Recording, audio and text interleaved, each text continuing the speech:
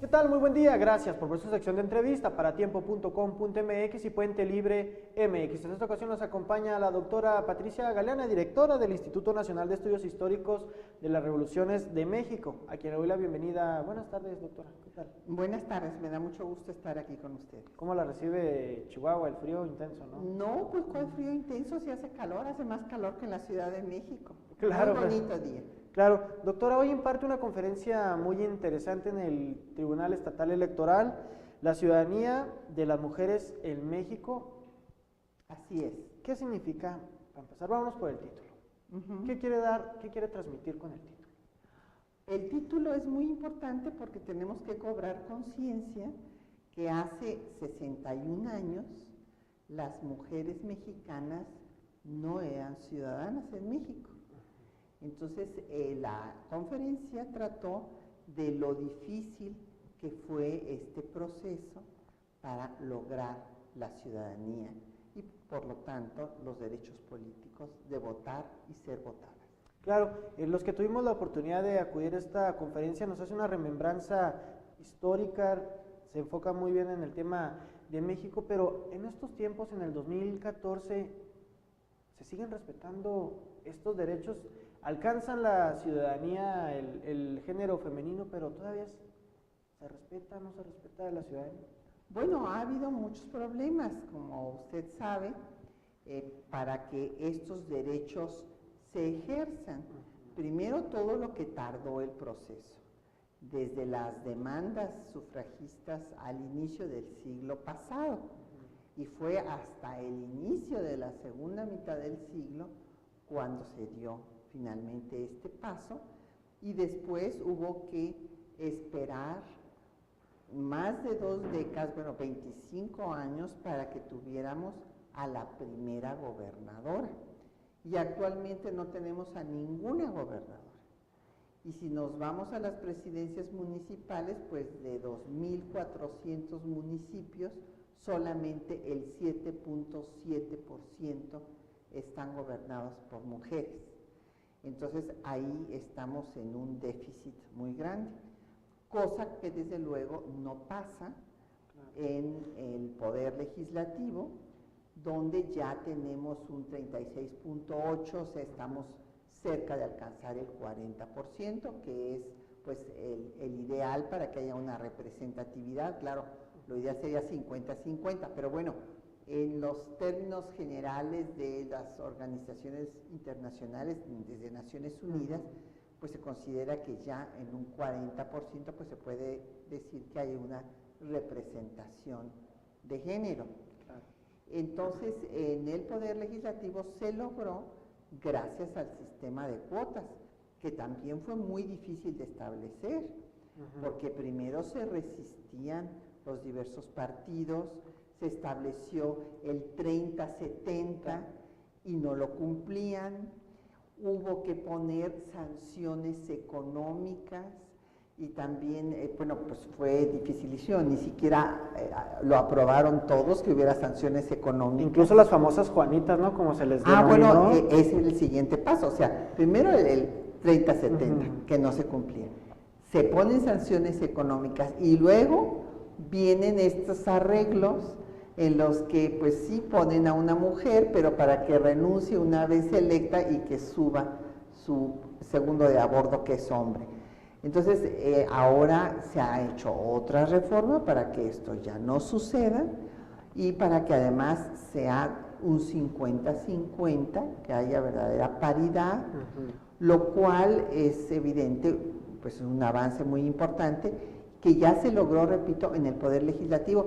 Sin embargo, si nos vamos al municipio, a la célula de nuestro sistema político, pues ahí podemos ver que todavía nos falta muchísimo si apenas tenemos el 7.7. Doctora, ¿qué atribuye que sea esta cifra pequeña donde las mujeres encabecen proyectos de gobierno? Pues lo atribuyo a que todavía nos falta cambiar esta cultura patriarcal que subsiste Y cuando hablo de cultura patriarcal, no me estoy refiriendo a que sea la culpa que los hombres son los malos de la película y las mujeres las buenas y las víctimas. No, es un asunto cultural, de la mentalidad en la que todavía se sigue dando preferencia a que sea el hombre el que mande y no la mujer. Por ejemplo, yo he escuchado a hombres y mujeres que dicen, no, si va manejando un avión una mujer, yo no me subo. Vale. O también dicen, no, a mí que no me vaya a operar una mujer, yo quiero que me opere un hombre. Pero esto lo dicen hombres y mujeres. Entonces, bueno, es evidente que ahí subsiste esta idea de que un género tiene más competencias que el otro. Y esto, pues, es un problema, repito, cultural, de que hay que cambiar esa mentalidad. ¿Y cómo la vamos a cambiar? Bueno, primero, el marco jurídico, que ese es fundamental, que se respete el marco que da todas estas medidas en contra de la discriminación. Pero para que se respete tiene que ser conocido por la ciudadanía y por sus autoridades.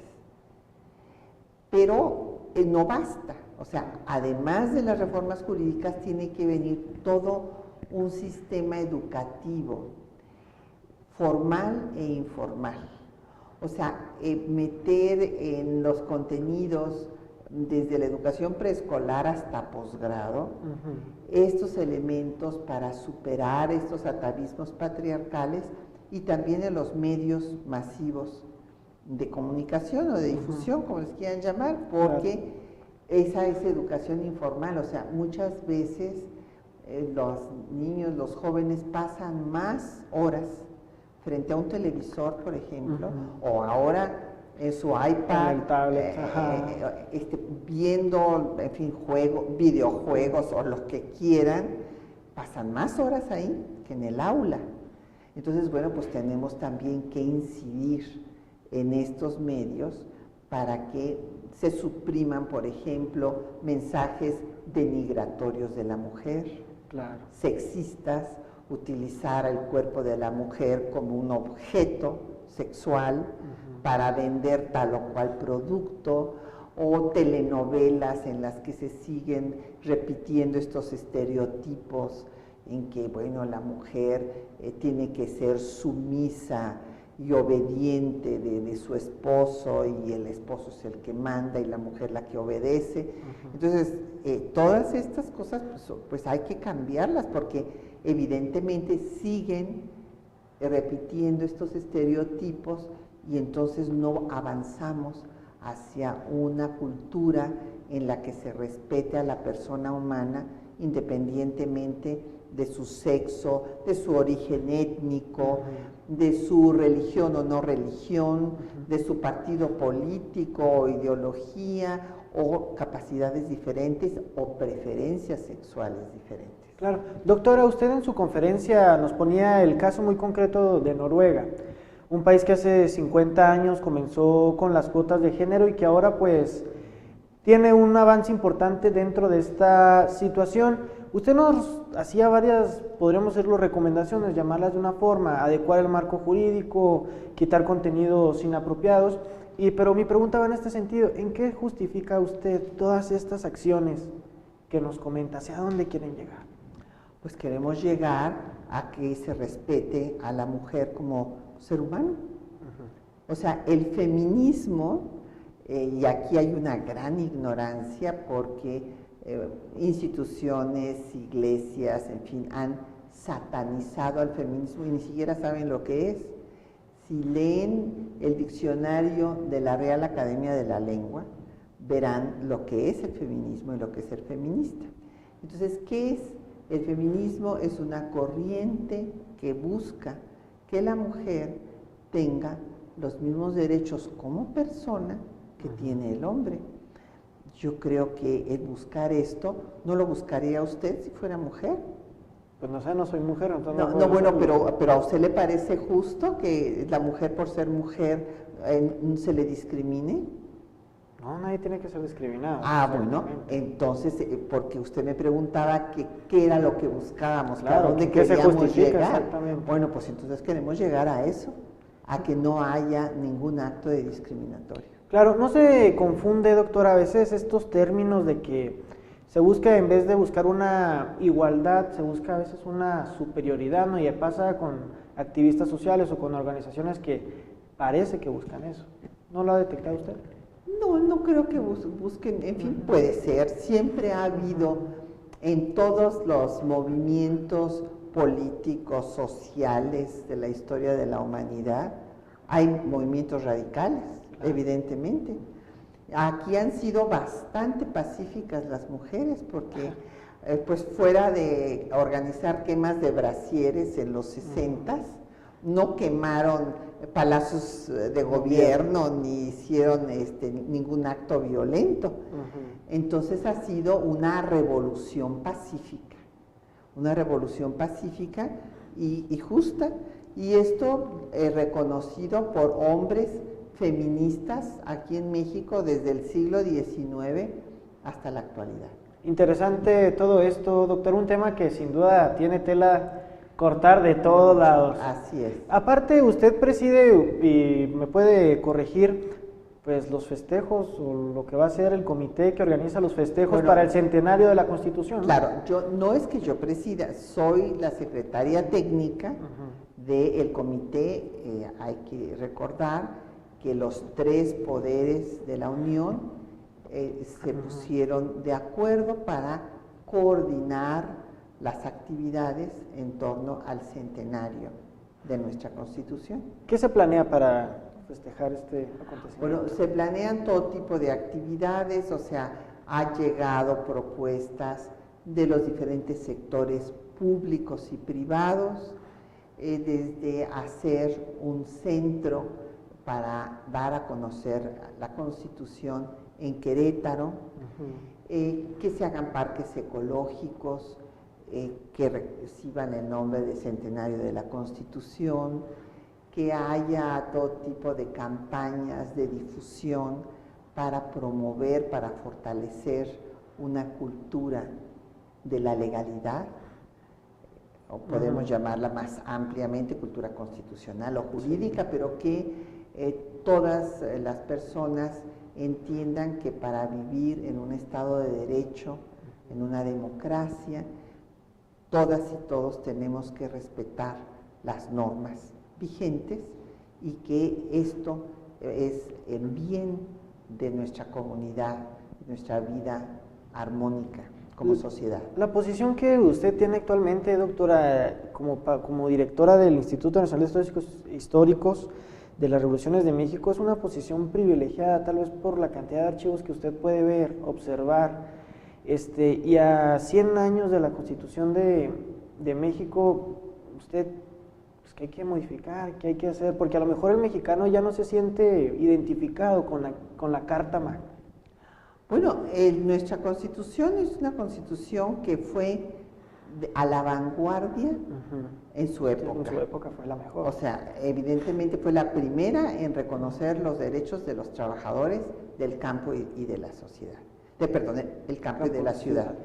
Pero evidentemente esta Constitución ha tenido que irse modificando. Esto es muy importante entenderlo.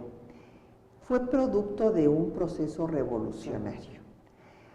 Muchos de los constituyentes no quisieron dejar algunos detalles, por decirlo así, a leyes secundarias, sino que querían que todo estuviera en la Constitución, no fuera que no se hiciera, ¿no? Y esta práctica llevó a que la Carta Magna pues tuviera una serie de detalles que después han llevado a que sea necesaria una serie de reformas.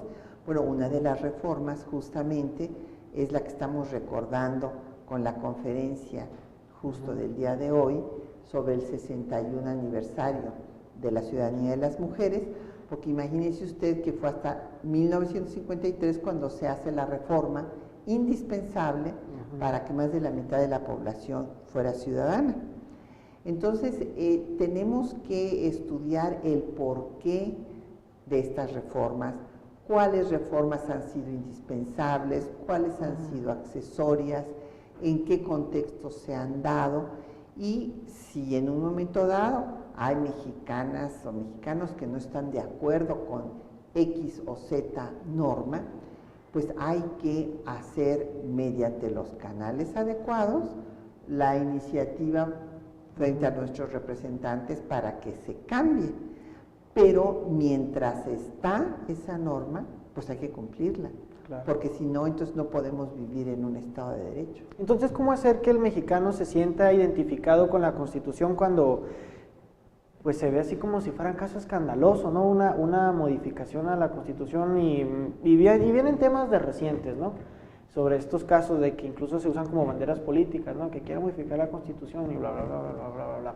Pero ¿cómo hacer que exista más esta identificación, más amor hacia pues más que un documento, es lo que nos constituye como nación, como Claro, México? Es el contrato social que hemos hecho de todos los mexicanos.